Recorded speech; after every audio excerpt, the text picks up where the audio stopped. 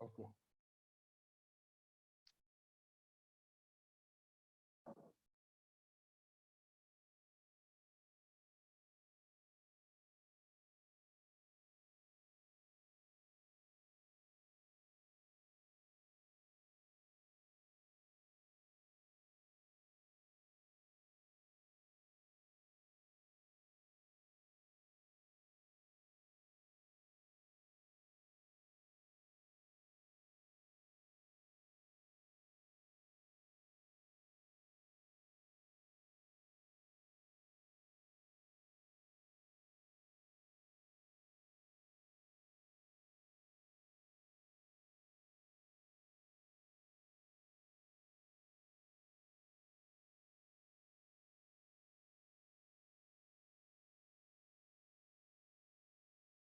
Okay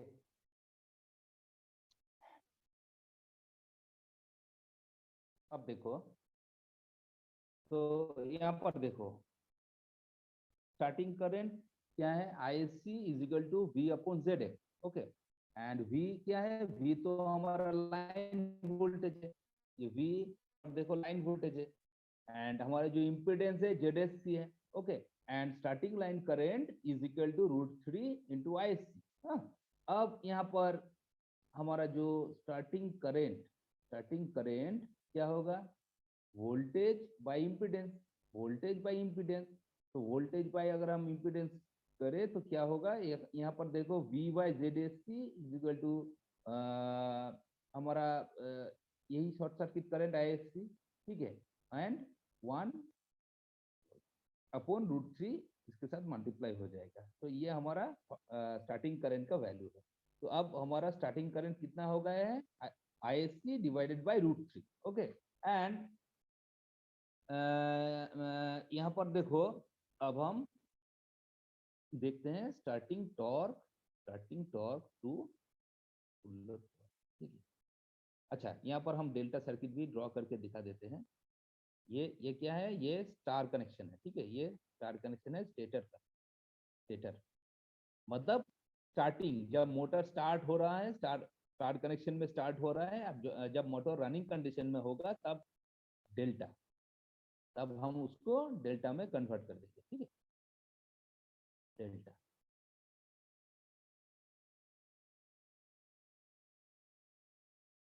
अब देखो delta, यहाँ पर जो लाइन वोल्टेज कितना है, वी है, ये हमारा जेड एस सी इम्पिडेंस है। ये जो हमारा फेज करंट है, फेज करंट कितना है, आई एस सी, और यहाँ पर जो लाइन करंट होगा कितना होगा, आई एस सी इंटू √3, ठीक है। ये डेल्टा कनेक्शन में है। ओके, ये क्या है, ये हमारा डेल्टा है, डेल्टा।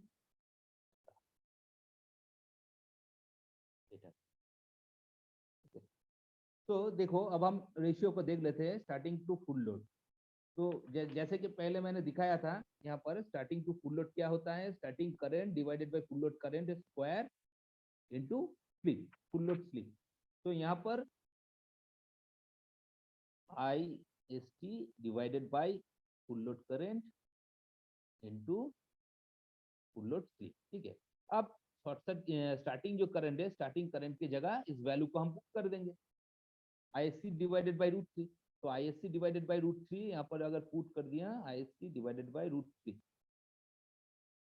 IF स्क्वायर इंटू, तो यहाँ पर क्या मिलेगा, starting to full load torque तो मिलेगा 1/3 into ISC divided by IF square into, देखो टॉर्क यहाँ पर 1 बाई, यहाँ पर टॉर्क कितना है 3 टाइम्स, यहाँ पर स्टार्टिंग टॉर्क जो है फुल लोड टॉर्क से 3 टाइम्स यहाँ पर कम हो रहा है, ठीक है, 3 टाइम्स कम हो रहा है। तो यहाँ पर हम लिख देते हैं ISC एक्चुअली क्या है, ISC starting phase current, starting phase current किसका है, स्टार्टिंग फेज करंट ISC किसका है, स्टार का है या डेल्टा का है, बताओ तो।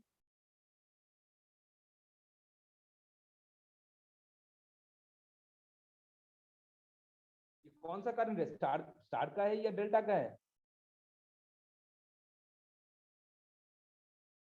स्टार का। स्टार का है, यहाँ पर ये स्टार कनेक्शन है, नहीं, फेस करंट डेल्टा का। डेल्टा का है, स्टार्टिंग फेज करंट ये किसका है, डेल्टा का है, ठीक है। And full load current IF जो है ये फुल लोड करंट डेल्टा का, फुल लोड फेज करंट किसका है, डेल्टा, ओके, डेल्टा का।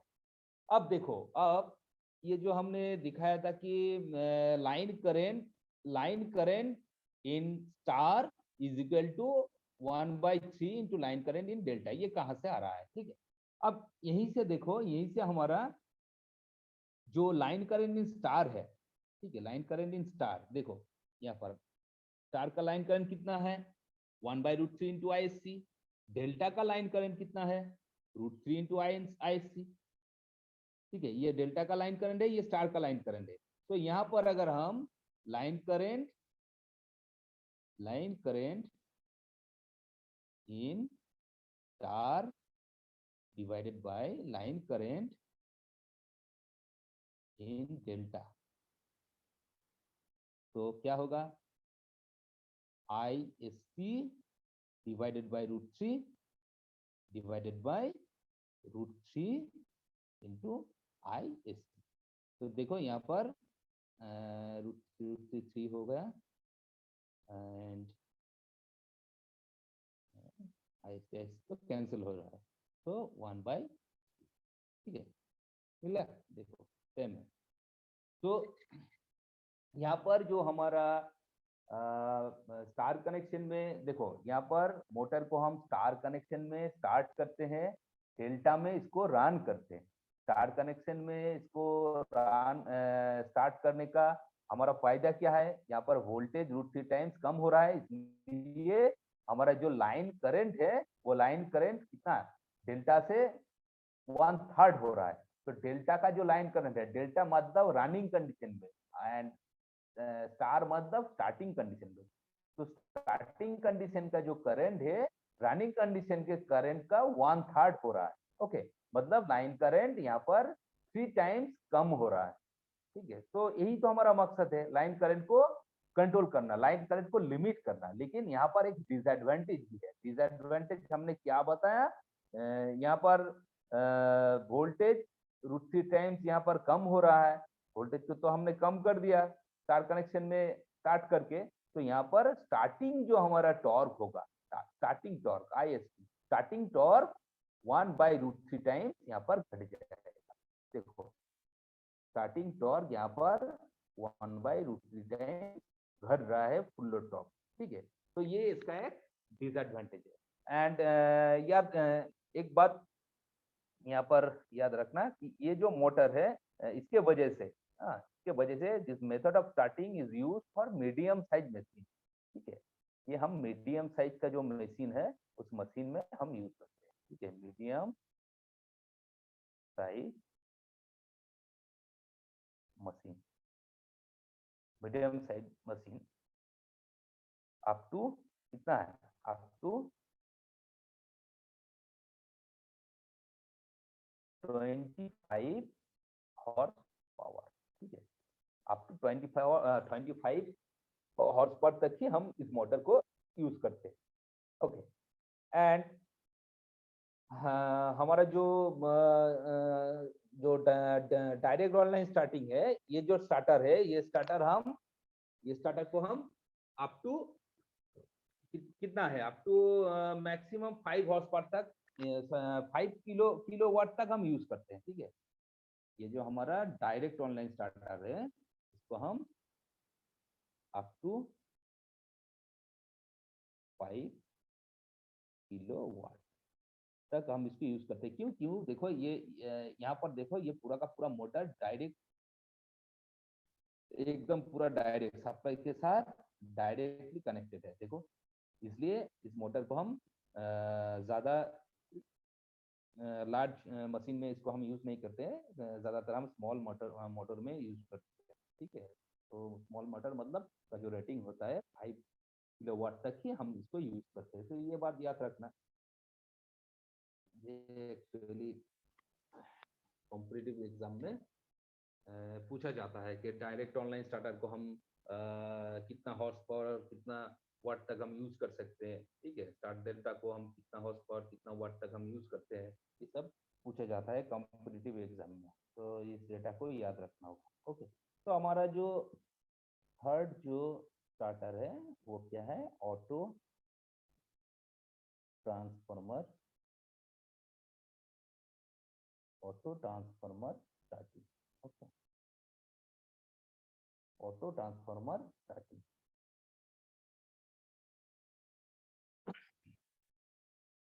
अच्छा, अभी का कोई खास नहीं है।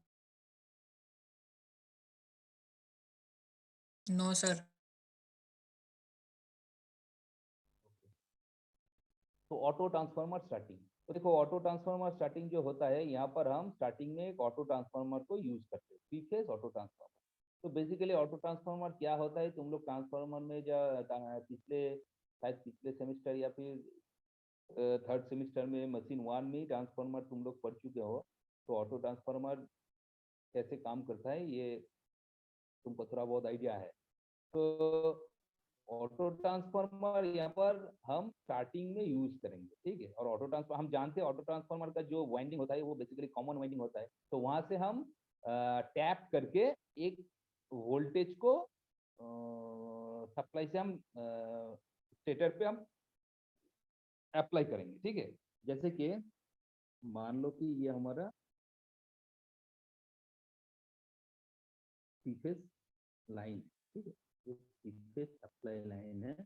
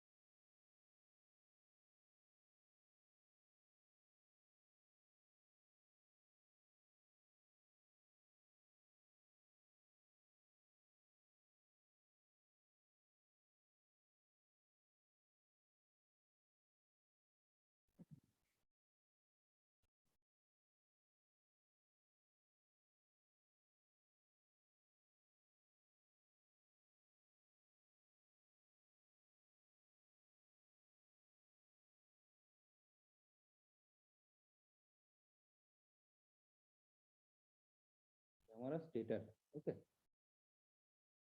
क्या है, ये स्टेटर है, ये स्टेटर है। ठीक, तो यहाँ से हम स्टेटर पे सप्लाई दे रहे हैं। ठीक है, अब देखो कैसे सप्लाई दे रहे हैं। अ,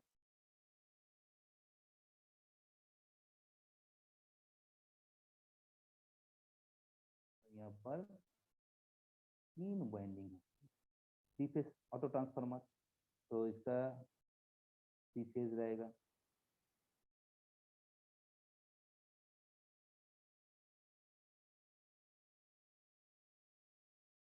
बेसिकली क्या है, ये हमारा ऑटो ट्रांसफार्मर, ठीक है, ये हमारा ऑटो ट्रांसफार्मर।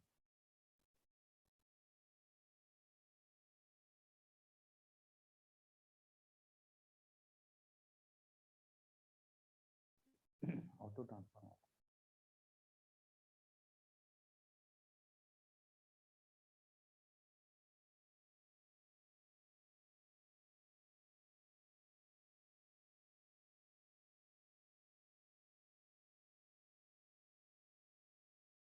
देखो ये जो पार्ट है ये क्या है, ये ऑटो ट्रांसफार्मर है, ठीक है, तीनों वाइंडिंग है इसका, थ्री फेज वाइंडिंग, ठीक है, ये हमारा ऑटो ट्रांसफार्मर है।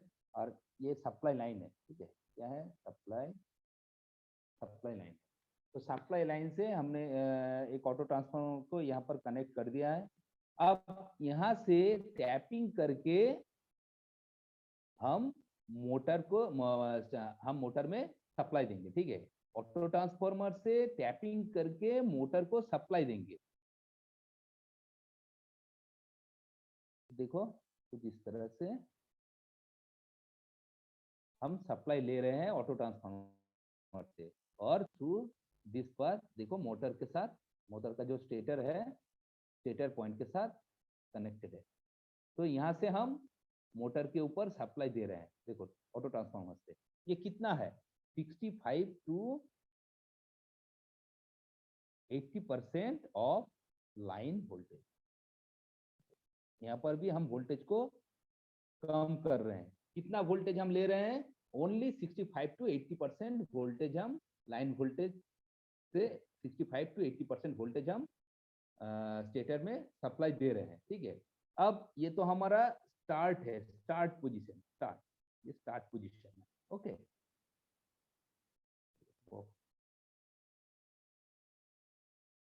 और ये वाला जो है ये हमारा ये हमारा रनिंग पोजीशन। देखो एट द स्टार्टिंग क्या है, थ्रू ऑटो ट्रांसफार्मर हम स्टेटर में सप्लाई दे रहे हैं, कितना सप्लाई दे रहे हैं, 65 to 80% ऑफ लाइन वोल्टेज, ठीक है। अब मोटर यहाँ पर वोल्टेज को हमने तो कम कर दिया, तो वोल्टेज कम कर दिया तो हमारा जो स्टार्टिंग करंट है, स्टार्टिंग करंट भी यहाँ पर कम हो जाएगा, ओके। कितना कम होगा, जितना फ्रैक्शन हमने लाइन वोल्टेज लिया है उतना फ्रैक्शन ही स्टार्टिंग करंट कम हो जाएगा यहाँ पर, तो स्टार्टिंग करंट को कम कर दिया।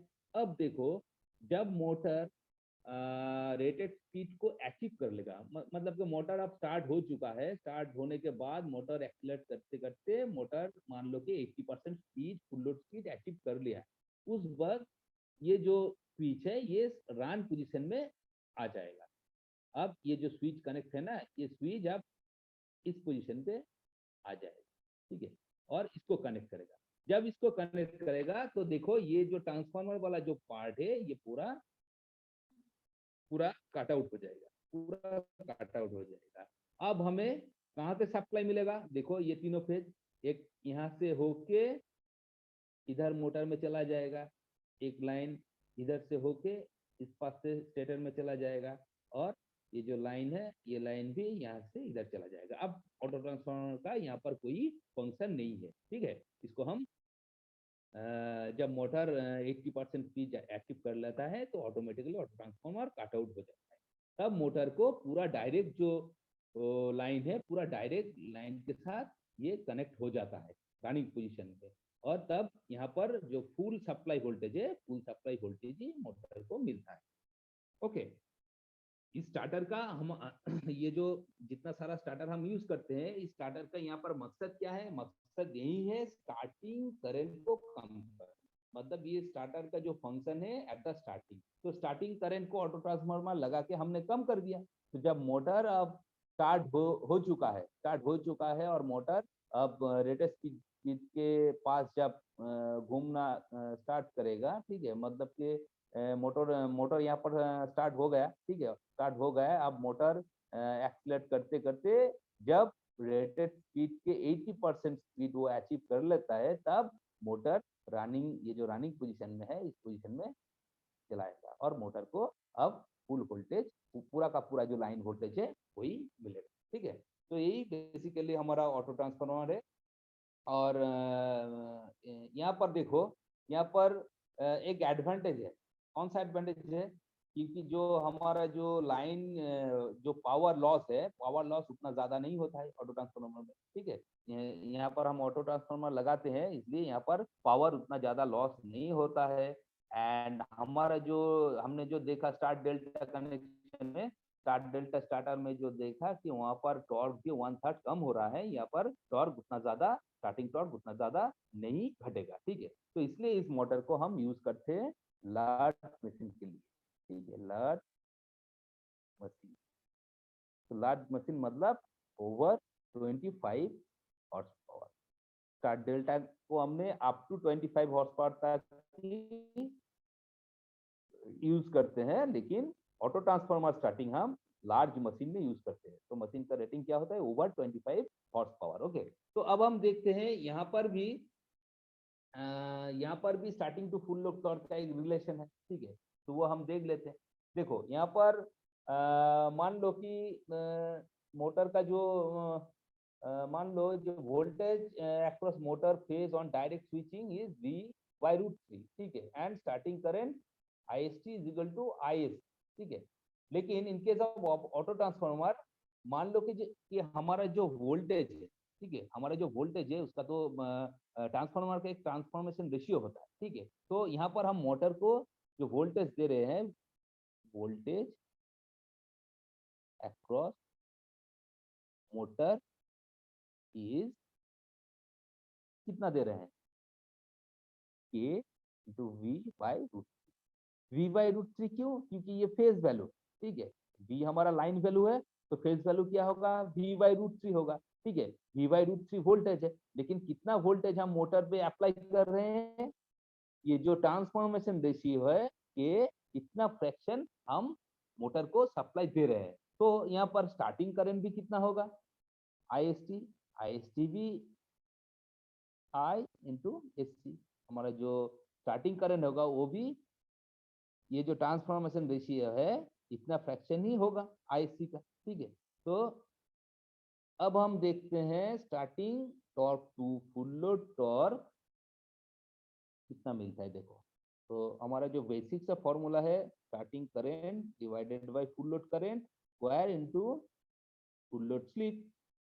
अब देखो यहाँ पर स्टार्टिंग करंट की जगह हम इस वैल्यू को पुट कर देंगे, तो यहाँ पर K इंटू ISC, ठीक है, K into ISC divided by IF square into S।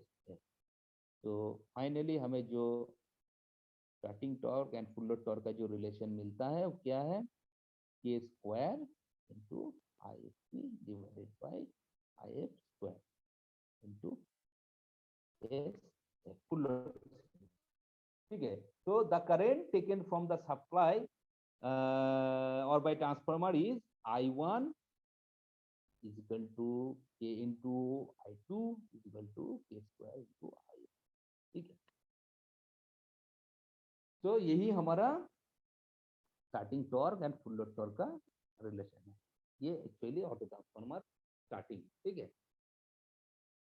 अब और एक स्टार्टिंग मेथड है जो कि उतना इम्पोर्टेंट नहीं है, जिसको हम कहते हैं स्टेटर रेजिस्टेंस स्टार्टिंग, ठीक है। तो चलो वो भी एक बार देख लेते हैं, स्टेटर रेजिस्टेंस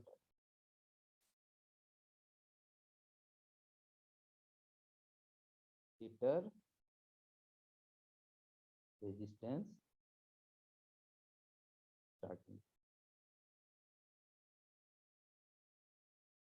तो स्टेटर रेजिस्टेंस स्टार्टिंग क्या होता है, स्टेटर रेजिस्टेंस स्टार्टिंग बेसिकली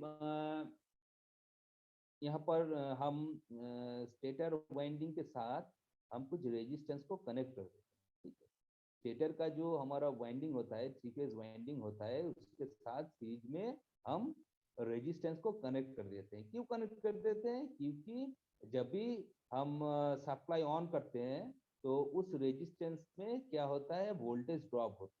तो वोल्टेज ड्रॉप अगर होगा तो वोल्टेज यहाँ पर घट जाएगा, ठीक है। वोल्टेज हम मोटर पे जो वोल्टेज सप्लाई दे रहे हैं वो घट जाएगा, क्योंकि रेजिस्टेंस के अक्रॉस वोल्टेज ड्रॉप होगा, वोल्टेज ड्रॉप होगा तो वोल्टेज कम होगा, तो वोल्टेज यहाँ पर कम होगा तो क्या होगा, स्टार्टिंग करंट भी कम हो जाएगा, ठीक है। दिस the volt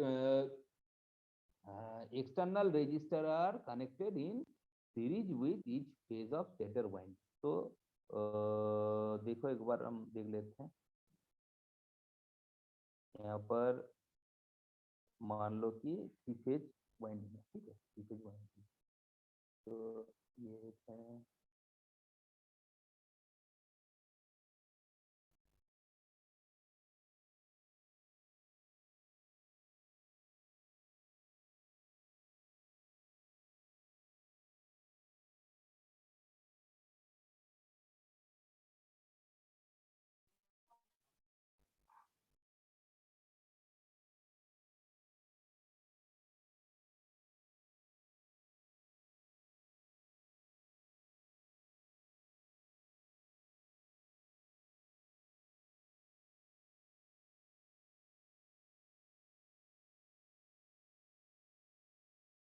मोटर पे जा रहा है, ठीक है, ये हमारा three phase induction motor, motor का जो स्टेटर है, ठीक है।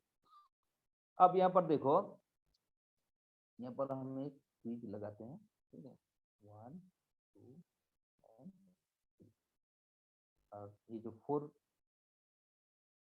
यहाँ पर हम इसके अक्रॉस हम रेजिस्टेंस को कनेक्ट करते हैं,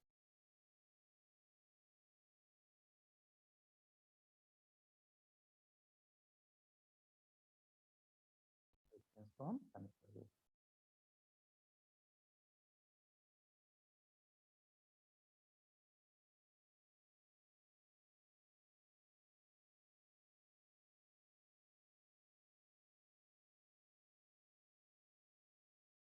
7 8 एंड 9, यहाँ पर भी रेजिस्टेंस को।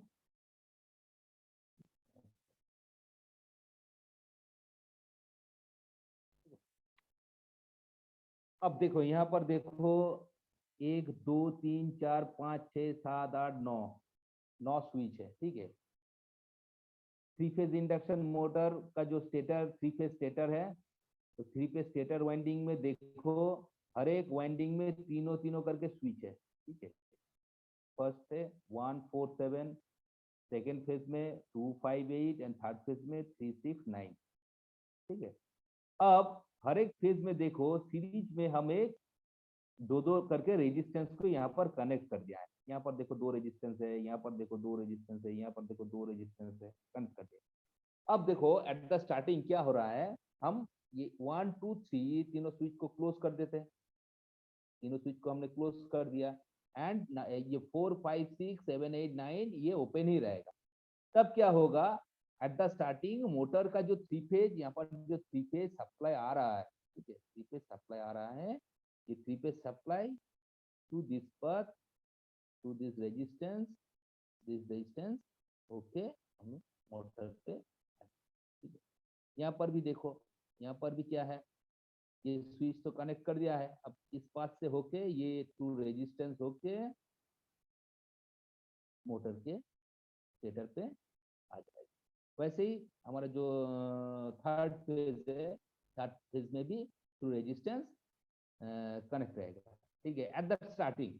तो स्टार्टिंग में अगर हम इस रेजिस्टेंस को कनेक्ट करते हैं तो क्या होता है, यहाँ पर हर एक रेजिस्टेंस में एक वोल्टेज ड्रॉप होगा। तो अगर यहाँ पर वोल्टेज ड्रॉप होगा तो मोटर का जो स्टेटर है, स्टेटर पे जो वोल्टेज मिलेगा वो कम मिलेगा, पूरा का पूरा सप्लाई वोल्टेज यहाँ पर नहीं मिलेगा। तो वोल्टेज अगर कम हो जाएगा तो क्या होगा, voltage available across the motor terminal is reduced, and hence the line current, starting line current, ठीक है। तो स्टार्टिंग लाइन करंट भी यहाँ पर कम हो जाएगा। लेकिन यहाँ पर देखो, यहाँ पर एक डिसएडवांटेज है। क्या डिसएडवांटेज है, यहाँ पर ये रेजिस्टेंस लगाने, यहाँ पर अगर हम रेजिस्टेंस को लगाते हैं ना, रेजिस्टेंस लगाने से क्या होता है, यहाँ पर बहुत पावर लॉस होता है। यहाँ पर बेसिकली 2 ड्रॉबैक है। फर्स्ट क्या है, the reduce voltage applied to the motor during the starting period lower, and the starting torque, and hence increases the acceleration time। यहाँ पर 2 इफेक्ट हो रहा है। क्या हो रहा है, मोटर का जो वोल्टेज ड्रॉप हो रहा है, मोटर का वोल्टेज ड्रॉप होने के वजह से क्या होता है, यहाँ पर टॉर्क भी डिक्रीज होता है, क्योंकि हमने तो देखा है P proportional to starting torque proportional to V square. तो वोल्टेज अगर यहाँ पर हमें कम मिलेगा तो स्टार्टिंग टॉर्क भी कम हो जाएगा। स्टार्टिंग टॉर्क कम होगा तो क्या होगा, मोटर एक्सीलरेट होने में बहुत टाइम लगेगा। ठीक है, मोटर तो स्टार्ट हो जाएगा, लेकिन एक्सीलरेटिंग टाइम जो है वो इंक्रीज कर जाएगा। ठीक है, ये पहला डिसएडवांटेज। और सेकंड डिसएडवांटेज क्या है, a lot of power is wasted in the starting resistance। यहाँ पर रेजिस्टेंस है, तो यहाँ पर इन सारे रेजिस्टेंस में तो एक पावर लॉस होगा, तो यहाँ पर एक पावर लॉस भी होता है। ठीक है, तो इसीलिए इस मोटर हम उतना ज्यादा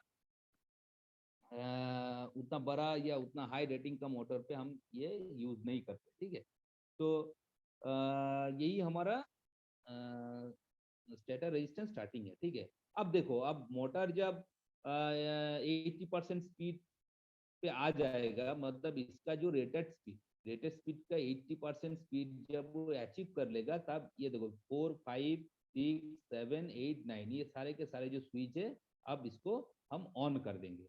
तो ऑन अगर इसको हम ये स्विच को अगर हम ऑन कर देंगे, तो ये जो रेजिस्टेंस यहाँ पर कनेक्टेड है, अब इस साइड से करंट पास नहीं करेगा, क्योंकि यहाँ पर तो शॉर्ट हो चुका है, यहाँ पर शॉर्ट हो चुका है। तो इस रेजिस्टेंस, ये सारे के सारे जो रेजिस्टेंस है, ये कट आउट हो जाएगा। तो ये रेजिस्टेंस हम कब लगाएंगे, कब कनेक्ट करेंगे, ये रेजिस्टेंस आप स्टार्टिंग पीरियड में ही कनेक्ट करेंगे। ठीक है, क्योंकि स्टार्टिंग करंट को हमें कम करना है। लेकिन मोटर जब रेटेड स्पीड का 80% स्पीड ये जब अचीव कर लेता है, तब ये रेजिस्टेंस कट आउट हो जाता है, और तब मोटर को पूरा का पूरा जो लाइन वोल्टेज है वही सप्लाई मिलता है। ठीक है, तो ये बेसिकली हमारा स्टेटर रेजिस्टेंस स्टार्टिंग है। तो यहाँ पर भी मान लो कि वोल्टेज जो है, वोल्टेज यहाँ पर वोल्टेज का तो ड्रॉप हो रहा है। कितना ड्रॉप हो रहा है, मान लो कि फ्रैक्शन है, मतलब कि मोटर का अभी जो वोल्टेज मिल रहा है वो कितना मिल रहा है, एक्स के फ्रैक्शन में। हमारा टोटल वोल्टेज अगर वी हो जाएगा, तो ये जो एक्स है, एक्स क्या है, ये एक फ्रैक्शन है, एक्स इंटू वी। अब मोटर को इतना वोल्टेज मिल रहा है, तो मोटर को जब इतना वोल्टेज मिलेगा, तो हमारा जब जो स्टार्टिंग करंट है, स्टार्टिंग करंट कितना होगा, वो भी X into I S C हो जाएगा। ठीक है, if the voltage is reduced by a fraction x, if the voltage is reduced by a fraction s, then voltage applied to the motor per phase will be x into v. Is it clear? If the voltage is reduced by a fraction x, then voltage applied to the motor per phase will be x into v। ठीक है, x into v, क्योंकि ये कितना fraction reduce हो रहा है। तो अब वोल्टेज पर फेज वोल्टेज स्टार्टिंग में कितना मिल रहा है, x इंटू वी। ठीक है, सो वोल्टेज अगर x इंटू वी मिलेगा, तो स्टार्टिंग करंट कितना होगा, वो भी इसके बराबर ही होगा, x into I S C. तो अब हमारा जो starting torque and full load torque का जो बेसिक का फॉर्मूला होता है, वो क्या होता है, I S T by I S square into S F. अब यहाँ पर स्टार्टिंग करंट की जगह ये आई एस टी को यहाँ पर x into I S T को यहाँ पर पुट कर दो, तो क्या होता है देखते हैं। Starting to is equal to X, तो यहाँ पर स्क्वायर हो जाएगा, यहाँ पर I C I S square into X. तो ये इसका final starting torque to full load torque का जो रिलेशन है, फाइनल रिलेशन यही। ठीक है, तो यहाँ पर ये जो स्टार्टिंग टॉर्क है, स्टार्टिंग टॉर्क देखो कितना फ्रैक्शन कम हो रहा है यहाँ पर, पीएफ के एक स्क्वायर, पीएफ का हमारा जो फुल लोड टॉर्क है उसका एक स्क्वायर ये घट रहा है।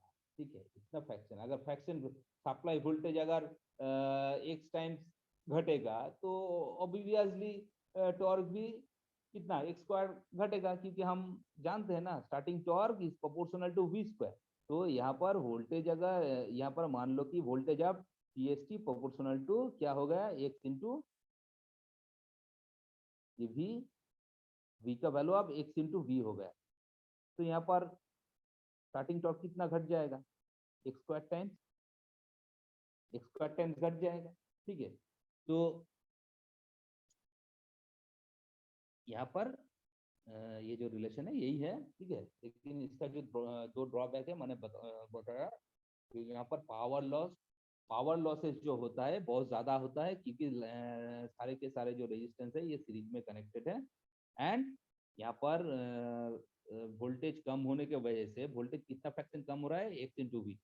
ठीक है, एक्स फ्रैक्शन कम हो रहा है। ठीक है, तो वोल्टेज कम होने के वजह से यहाँ पर हमारा जो स्टार्टिंग टॉर्क है वो भी कम हो रहा है। इसके वजह से हमारा जो एक्सेलरेटिंग टाइम यहाँ पर बढ़ जाएगा। ठीक है, तो बेसिकली यही हमारा स्टेटर रेजिस्टेंस स्टार्टिंग है। और हमारा जो रोटर रेजिस्टेंस और एक स्टार्टिंग मेथड है, जो पिछले क्लास में हमने बताया, टोटल 5 स्टार्टिंग मेथड है। तो फाइनल जो स्टार्टिंग मेथड है हमारा रोटर रेजिस्टेंस स्टार्टिंग मेथड है। तो जब हम स्लिप रिंग इंडक्शन मोटर को स्टडी कर रहे थे तब भी रोटर रेजिस्टेंस स्टार्टिंग हमने बता दिया। ठीक है, वही है, सेम है। ओके, तो बस इतना तक ही है आज। तो ये हमारा स्टार्टिंग मेथड है। ठीक है, लेकिन यहाँ पर हमने 5 स्टार्टिंग मेथड में से हमारा जो auto transformer starting, start delta starting and dialect online starting, ठीक है, ये तीनों स्टार्टिंग मेथड सबसे इम्पोर्टेंट है। तो इन तीनों को अच्छी तरह से प्रिपेयर कर लेना। लेकिन बाकी दो जो स्टार्टिंग मेथड है उसको भी स्टडी करना, उसको भी मत छोड़ना। ठीक है, बेसिकली सभी मेथड ही इम्पोर्टेंट है। एग्जाम में अब कौन सा मेथड तुमको देगा ये तो पता नहीं। ठीक है, तो अब बताओ यहाँ से कोई प्रॉब्लम है समझने में या कोई दिक्कत है?